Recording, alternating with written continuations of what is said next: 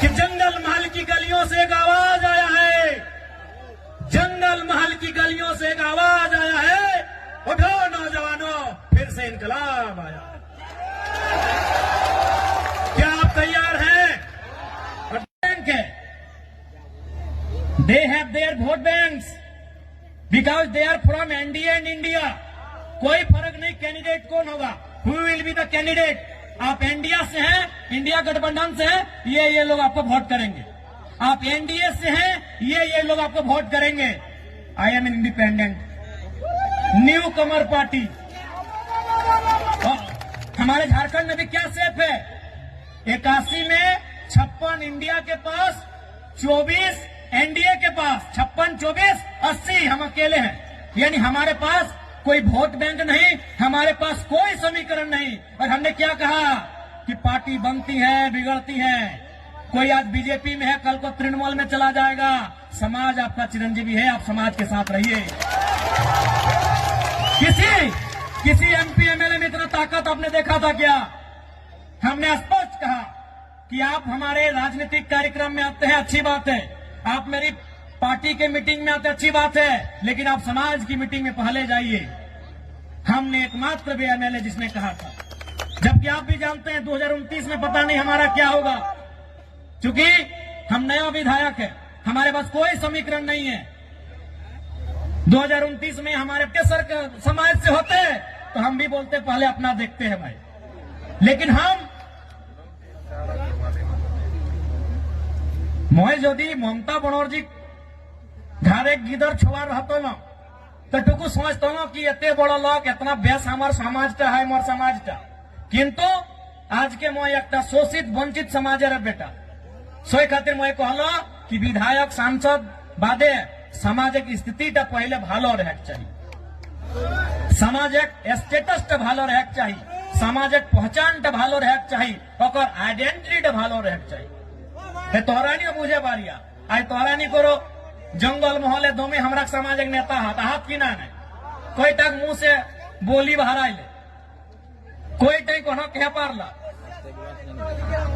पारला की एकटा कही दे जितना कथा मैं कहला मीडिया कह भाषण कह जितना उदाहरण मैं दिलो, जितना मैं उदाहरण दिलो, हमको बता याद करके बताइएगा कि आपने कौवा को भी देखा है।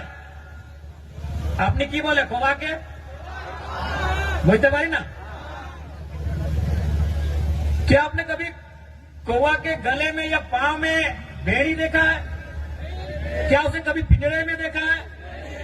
क्या उसे कभी किसी रस्सी में या किसी भी प्रकार से बंधन में देखा है? नहीं देखा है। आपने क्यों कौवा के बंधन में देखे छी ना? क्यों नहीं देखा है? तो कौवा भले काला होता है, देखने में भले आपको बुरा लगे, देखने में बदसूरत लगे, लेकिन जो वो काव काव काव काव चिल्लाता है, काव काव जो करता है ना, उसकी मातृभाषा। और जो मातृभाषा बोलते हैं, मातृभाषा ही नहीं, हमारी मातृभाषा, हमारी परंपरा, हमारी संस्कृति, जो मातृभाषा बोलते हैं वो कभी गुलाम नहीं होता, उन्हें कभी कोई गुलाम नहीं बनाता। अपनी सुगा क्यों देखे थी? अपनी सुगाई बोली ना, सुगा तोता पैरट देखने में बड़ा सुंदर होता है, पंख भी सुंदर होता है, चोंच भी सुंदर होता है और आवाज भी सुंदर होता है, लेकिन आपने क्या देखा होगा कि लोग उसे पकड़ते हैं, पहले उसके की बोली डंका काना सबसे पहले उसको तोड़ देते हैं, पांव में भी जरूरत पड़े तो एगो दो उसका तोड़ देते हैं और उसको भर के कहां रखते हैं? लोहे के पिंजड़े में। भले उसको खाने के लिए चना दे, मूंगफली दे, लेकिन उसको गुलाम बना के रखते हैं कि नहीं? क्योंकि जो मिट्टू जिसे कोई तोता कहता है, कोई सुगा कहता है, कोई पैरट कहता है, भले वो दिखने में सुंदर है, हरा है, चोंच लाल है, खाता भी बढ़िया बढ़िया है, लेकिन वो भाषा का नकल करता है। टेम उसकी भाषा नहीं है, वो भाषा का नकल करता है, वो किसी और की भाषा को बोलने का प्रयास करता है, इसलिए लोग उसे गुलाम बना के रखते हैं। तो इसलिए एक बात तय कीजिए कि आपको आजाद रहना है या गुलाम रहना है। तो भैया अगर आजाद तो आपको उसको वे की तरह अपनी संस्कृति, अपनी परंपरा, अपनी आइडेंटिटी, अपनी पहचान, उसके साथ आपको जीना होगा। तो क्या ये नौजवान पीढ़ी जो हमारा आने वाला भविष्य है, क्या वो आज के इस कार्यक्रम के माध्यम से ये प्रतिज्ञा लेंगे कि आप अपनी परंपरा, अपनी संस्कृति, अपनी मातृभाषा को बचाएंगे? क्या आप प्रतिज्ञा लेंगे? क्या आप अपने सामाजिक कार्यक्रमों को, अपने सामाजिक आंदोलन को आगे बढ़ाएंगे? क्या आप प्रतिज्ञा लेते हैं? आज आपको ये प्रण लेना होगा, क्योंकि 21वीं सदी में हम जी रहे हैं। आज बहुत जल्दी हम लोग दिशा से हट जाते हैं, अपने रास्ते से भटक जाते हैं। इसलिए आज नौजवान पीढ़ी को विशेषकर आपको ये प्रण लेने की आवश्यकता है कि आज हमारी पहचान क्या है, हमारी परंपरा क्या है। उस पहचान को, उस परंपरा को, उस भाषा, उस संस्कृति की विरासत को, उसे सुरक्षित रखना है। आज हमें ये प्रण लेना होगा। ঠিক আছে দাদা, একটু বসুন। নমস্কার, নমস্কার। তুমি নিয়েছি নাই, আমি বুঝতে পারি তুমি বসুন। आज ये प्रण लेने की आवश्यकता है, और विशेषकर जंगल महल के नौजवानों, मेरे भाइयों, मेरी बहनों, मेरे अभिभावकों, मुझे अफसोस होता है, मुझे दुख होता है आपको यहां देखकर।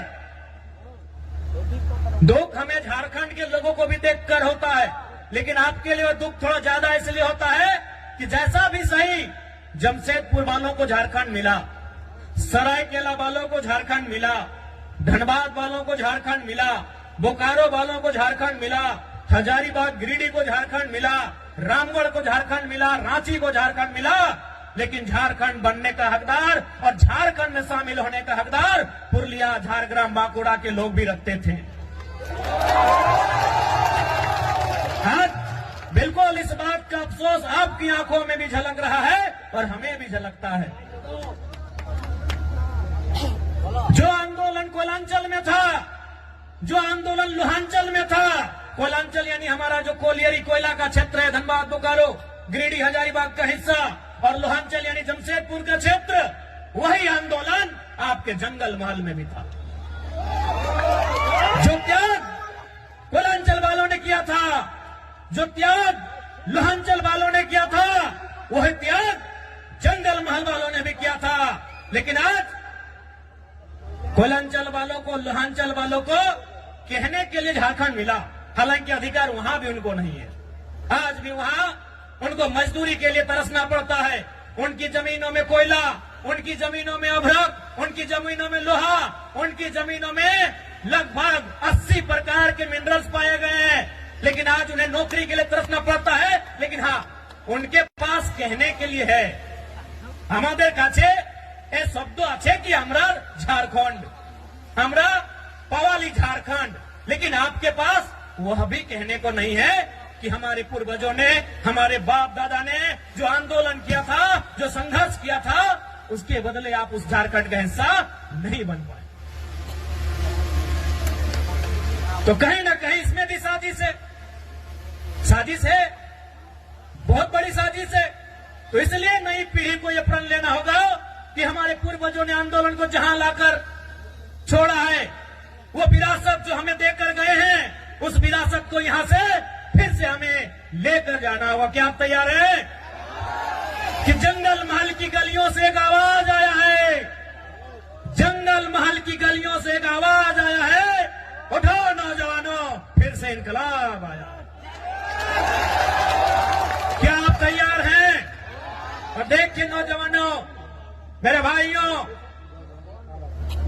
हम जिस रास्ते में चलने जा रहे हैं, जो कार्य हम करने जा रहे हैं, मानते हैं आसान नहीं है,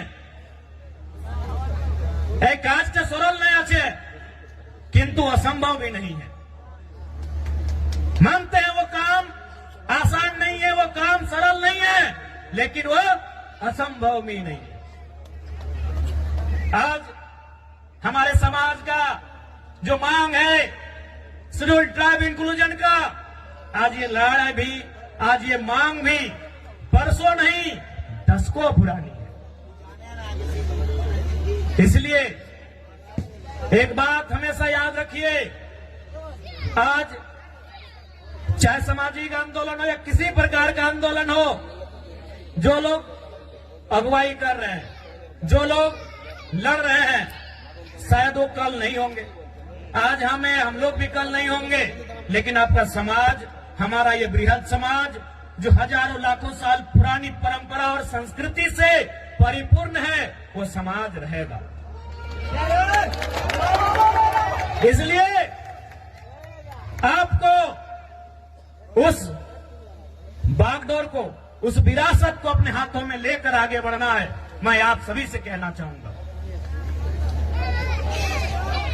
आज जब भी आप किसी आंदोलन के लिए जाते हैं, जब आप संघर्ष का रास्ता चुनते हैं, आपको त्याग करना पड़ता है। बिना त्याग का आपको मंजिल नहीं मिलेगा। आज आपको त्याग करना होगा। आप कहेंगे कि हमें भोग का रास्ता भी चुनना है, हमें ऐसो आराम का भी रास्ता चुनना है, और हमें मंजिल की ओर भी जाना है, हमें अपने सपनों को भी साकार करना है, तो संभव नहीं, आपको त्याग करना होगा। आज का समय त्याग का है, और जो नौजवान त्यागी बनकर इस रास्ते में आएंगे, तभी हमारा समाज उत्थान की ओर जाएगा। इसलिए इस पीढ़ी को तो त्यागी बनना होगा। हमारे जिले में एक वीर क्रांति दूत हुआ करते थे, शहीद शक्तिनाथ महतो। वो अक्सर कहा करते थे कि एक पीढ़ी को जेल जाना होगा, दूसरी पीढ़ी को गोली खानी होगी, तभी तीसरी पीढ़ी राज करेगी। हमारी एक पीढ़ी जिसमें शहीद शक्तिनाथ महतो स्वयं, जिन्होंने ये नारा दिया था कि एक पीढ़ी को गोली खाना होगा, और शहीद शक्तिनाथ महतो ने खुद गोली खाई। उनके साथ निर्मल दादा ने गोली खाया। ऐसे अनगिनत, गिनती हम नहीं कर पाएंगे, इतने लोगों ने गोली खाया। अब का जो समय है कि एक पीढ़ी गोली खाएगी, दूसरी पीढ़ी जेल जाएगी, ये शायद जेल की स्थिति वाला समय है। और आपने देखा पुरुलिया के जिले में, घाटशिला में हमारे 51 लोगों को जेल जाना भी पड़ा। लेकिन उन विषयों से, उन घटनाक्रम से आपको कतराना नहीं है, क्योंकि आपकी लड़ाई आपकी व्यक्तिगत नहीं है। आपकी लड़ाई केवल आपके लिए नहीं है, आपकी लड़ाई केवल आपके घर आंगन तक सीमित नहीं है। आपकी लड़ाई कई हजारों साल पहले जो सपना हमारे पूर्वजों ने देखा था, उस सपने को साकार करने की लड़ाई है। इसलिए आज आपको त्यागी बनना होगा। इसलिए आज आपको त्यागी बनना होगा। और एक बात याद रखिएगा, जो संघर्ष को चुनते हैं वही सफलता के करीब जाते हैं। आज का समय संघर्षों का समय है मेरे भाइयों। जो भी पर्व हम लोग मनाते हैं उसका एक संदेश होता है। हमारे जो तो पर्व आछे, जो तो त्योहार आछे, ওদের ভিতর একটা মেসেজ আছে, সন্দেশ আছে কি আর মানে কি, এই কাজটা আমাদের পূর্বজ কি জন্য করেছে, এই কাজটা কেনে, এই বরদ খুঁটা কেনে, এই কাড়া খুঁটা কেনে, এই টুসু কেনে, এই করম কেনে, জিতিয়া পরব কেনে, এই কোনো না কোনো ওদের ভিতরে একটা মেসেজ আছে। তো বরদ খুঁটার মানে কি সবাই জানি कि আমরা चासा लोग माने की न, सावन महीना का जो समय होता है हम वो खेती बाड़ी करते हैं, धान लगाते हैं, हार जोतते हैं। इधर भी वही टाइम होता है ना। अब मार्च में नहीं ना करते हैं, न दो चारों खेत देखे थे मार्च तरफ। यानी हम सावन महीना, जिसे हम लोग अंग्रेजी के कैलेंडर में जुलाई अगस्त के आसपास कहेंगे, यानी उस समय हम क्या करते हैं, हल चलाते हैं और खेत में धान लगाते हैं, और मूल हमारा संबंध धान से। उसके बाद का जो समय होता है सितंबर आधा, अक्टूबर पूरा, और थोड़ा सा नवंबर, यानी 1.5-2 महीना क्या होता है कि हमारा जो बरद है, काड़ा है, उसको रिलैक्स हो जाता है। तो भाई रिलैक्स हो जाता है तो उसको हम लोग क्या करते हैं, इस त्योहार में उसको पहले तेल लगाते हैं। हमरा की करी वाके तेल मखाए कहे ना, तेल किसको मखाया जाता है, लगाया जाता है, जो थका हरा होता है। आज के यदि हमारे घरे यदि बाड़ी कोनो पहुना आसे, कोनो कुटुम आसे, तो हम लोग क्या करते हैं कि बैठिए थोड़ा तेल लगा देते हैं, भाई आप बहुत दूर थक के आए हैं। तो तेल किसको लगाया जाता है, जो थका होता है, तो हमारा जो बलद है, काड़ा है, ये सावन महीना में इसको जोतते जोतते नारते नारते ये थोड़ा थका है। अब इसको तेल लगा के बोल रहे भाई थोड़ा सा तुम अब तंदुरुस्त हो जाओ, तुम थोड़ा सा फिट फाट हो जाओ। कहे न फिर अब आ रहा है कार्तिक और अगन का महीना कि धान काटना है और फिर तुमको काड़ा गाड़ी में लोड करके घर पहुंचाना है। अब धान काटने के बाद फिर बरत गाड़ी में लोड करके घर भी पहुंचाना है और माड़ा भी गुराना है, धान खिजाना भी है। तो इसीलिए इसको तेल लगाते हैं कि तुम अब या तुमको फिर से तैयार हो जाओ। यही हमें एटाई ना जिज्ञासा करছি कि भाई কোনো না কোনো আমাদের त्योहार আমাদের परब मैसेज আছে, तो मैसेज की ना हम आपको तेल लगा दिया फिटफाट और अभी खूंटा भी कहे कि उसको गुस्सा दिला रहे हैं कि भाई तुम और गुस्सा हो जाओ, तुम ही रागे तुम ही रिझे। कहे ना इसी गुस्सा के साथ मेरा खेत से धान उठाना, हम लोग का खेत भाई सबका आधा खेत आसान नहीं है। कुड़मीर खेत से धान उठा के लाना आसान है कि? तो वही उसको गुस्सा दिलाते हैं, सूप से मंदिर बजा के ऐसे मैंने उसको हलकार के कि भाई हाँ तुम गुस्सा करो, तुम गुस्सा करो, हम चाहते तुम गुस्सा करो, और उस गुस्सा के बदले जब हम धान खेत में तुमको नारेंगे फिर उठा के उसको बाहर लेके आना है। तो ये है हमारे बरत खुटा करने का हम पीछे हमारे पूर्वजों का मतलब कि पहले तेल लगा के तुमको तरोताजा करेंगे। क्या कि सावन महीना के बाद तुम कुछ काम नहीं किया है, तुम आराम से घर में बैठा है और सावन महीना के बाद हरा हरा घास मिलता है और जितना बढ़िया बढ़िया खाना खाने पर थोड़ा आदमी आलसी हो जाता है, तो इन लोग भी आलसी हो गया थोड़ा। तो इसीलिए अब फिर से आ गया है टाइम कार्तिक महीना का, अगहन महीना का। अब इन लोग को